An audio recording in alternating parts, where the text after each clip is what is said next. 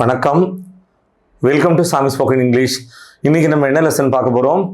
Common mistakes in spoken English. So நம்ம English பேசும்போது மட்டும் இல்லை, எழுதும்போதும் என்னென்ன மிஸ்டேக்ஸ் பண்ணுறோம், அந்த மிஸ்டேக்ஸை எப்படி ரெக்டிஃபை பண்ணுறதுன்னு இந்த வீடியோவில் நம்ம பார்க்கலாம். Number 1, I will cut my hair today. இந்த ஸ்பீக்கர் என்ன சொல்ல வர்றாரு? நான் இன்னைக்கு முடி வெட்டிப்பேன் அப்படின்னு. ஆனால் கவனிங்க, நம்மளோட முடியை நாமளே வெட்டிக்கவும் முடியாது. ஒரு சலூனில் போய் ஹேர் ட்ரெஸ்ஸர் தான் அதை வெட்டுவார். ஸோ இந்த வாக்கியத்தை இப்படி சொல்ல முடியாது. நாம் எப்படி மாற்றி வைக்க போகிறோம்? I will have my hair cut today. I will have my hair cut today. Next பார்க்கலாமா? என்னது? Number 2, it is a high pay job. இந்த ஸ்பீக்கர் என்ன சொல்ல வர்றாரு? அந்த வேலை வந்து நிறைய சம்பளம் கொடுக்குற ஒரு வேலைன்னு சொல்ல வர்றாரு. ஆனால் ஹை பே ஜாப்னு சொல்லக்கூடாது, இட் இஸ் ராங். ஸோ அந்த வாக்கியத்தை நம்ம எப்படி மாற்றி வைக்க போகிறோம்? It is a high paying job. It is a high paying job.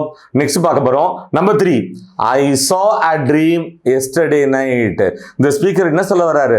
நேத்து நைட்டு நான் ஒரு கனவு கண்டேன் அப்படின்னு. இந்த வாக்கியத்துல 2 மிஸ்டேக்ஸ் இருக்கு. சரி, ஃபர்ஸ்ட் மிஸ்டேக் என்ன? கண்டேன்னு சொல்றோமோ, அதை வந்து சீன்னு எடுத்துட்டு சீக்கு அர்த்தம் பார்க்கறது. ஸோ கனவு கண்டேன். ஸோ சியோட செகண்ட் ஃபார்ம் சா அப்படி நினைச்சுட்டு சா போட்டிருக்காரு. அதே மாதிரி ஆனா சா வராது. அப்போ என்ன வரும்? ஹேட் தான் வரும். அதே மாதிரி எஸ்டர்டே நைட்டுன்னு சொல்லக்கூடாது, நேற்று இரவை. என்ன சொல்லணும்? லாஸ்ட் நைட் தான் சொல்லணும். அதே மாதிரி நேற்று காலைனா லாஸ்ட் மார்னிங், நேற்று மதியம்னா லாஸ்ட் ஆஃப்டர்நூன், நேற்று மாலைனா லாஸ்ட் ஈவினிங். ஸோ இந்த வாக்கியத்தை நம்ம எப்படி இப்போ மாற்றி வைக்க போகிறோம்? I had a dream last night. I had a dream last night. Next என்ன பார்க்க போகிறோம்? Number 4, today morning I woke up late. இந்த ஸ்பீக்கர் என்ன சொல்ல வர்றாரு? இன்னைக்கு காலம்பரை நான் வந்து தாமதமாக எழுந்திருச்சேன் அப்படின்னு. ஸோ இந்த வாக்கியத்தில் என்ன மிஸ்டேக் இருக்கு? டுடே மார்னிங், இன்று காலையே டுடே மார்னிங்னு சொல்லக்கூடாது. மாறாக என்ன சொல்லணும்? This morning. அதே மாதிரி இன்று மதியம்னா திஸ் ஆஃப்டர்நூன், இன்று மாலைனா திஸ் ஈவினிங், இன்று இரவுனா டுடே நைட்டு கிடையாது, டு நைட். ஏன்னா டேயும் நைட்டும் பக்கத்தில் வராது. ஸோ இந்த வாக்கியத்தை நம்ம எப்படி மாற்ற வைக்க போகிறோம்? This morning I woke up late. சரி, நான் இப்போ ஒரு விஷயத்தை மீண்டும் சொல்கிறேன். எழுந்துக்கிறதுக்கு கெட்டப், அதாவது படுக்கையிலேருந்து எழுந்திருக்கிறது கெட்டப். தூங்கும் போது கண் விழிப்போம்ல, அதைத்தான் வேக் அப்னு சொல்கிறோம். ரைட்டா? நெக்ஸ்ட் பார்க்க போகிறோம். நெக்ஸ்ட் என்ன? Number 5, everyone are happy.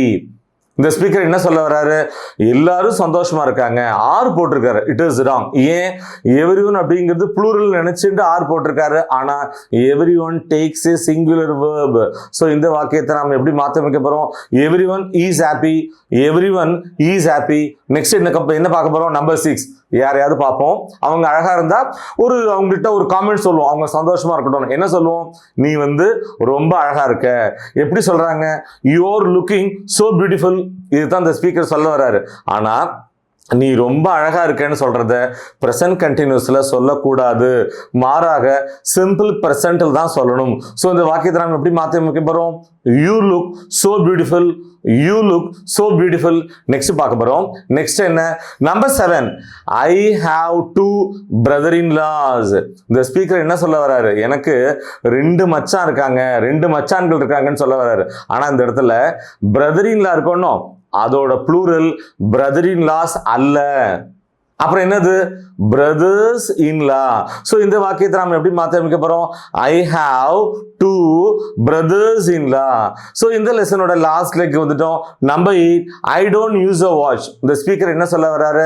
நான் வந்து வாட்ச் கட்டுறது இல்லப்பா அப்படின்னு. இந்த இடத்துல யூஸுங்கிற வேர்ப் வராது, மாறாக வேருங்கிற வேர்பு தான் நாம பயன்படுத்தணும். ஸோ இந்த வாக்கியத்தை நம்ம எப்படி மாற்ற அமைக்க போறோம்? I don't wear a watch. I don't wear a watch. My dear viewers, common mistakes in spoken English இந்த லெசன் உங்களுக்கு ரொம்பவே ஹெல்ப்ஃபுல்லாக இருந்திருக்கும்னு நாங்கள் நம்புகிறோம். மீண்டும் அடுத்த பாடத்தில் சந்திப்போம். தேங்க்யூ.